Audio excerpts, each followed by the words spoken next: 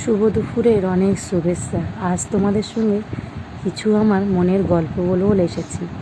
গল্পটা পুরো অবধি না শুনলে বুঝতে পারবে না যে আমি কি গল্প করতে চাইছি তোমাদের সঙ্গে।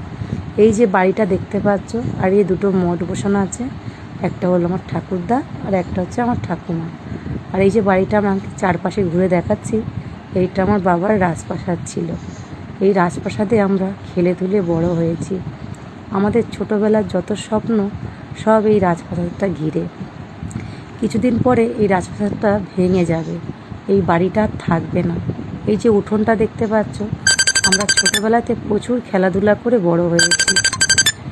সেই রাজপ্রাসাদটা আজ থাকবে না, কেন কি না আমার যে ছোট দাদা আছে তার মনের মতন ঘর বাঁধছে।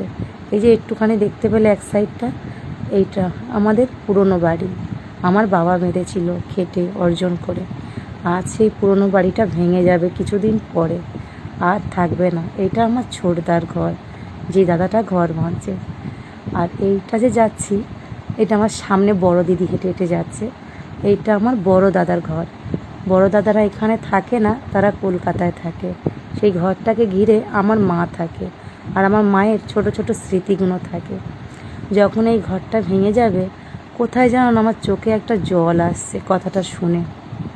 মারও মনে আফসোস হচ্ছে, কষ্ট হচ্ছে, কিন্তু বলতে পারছে না। আর এই যে হাত দিলাচ্ছিল, ওটা আমার ছোট বৌদি, আর এটা আমাদের ছোট চুমকি, মানে আমার ছোট্ট ভাইজি।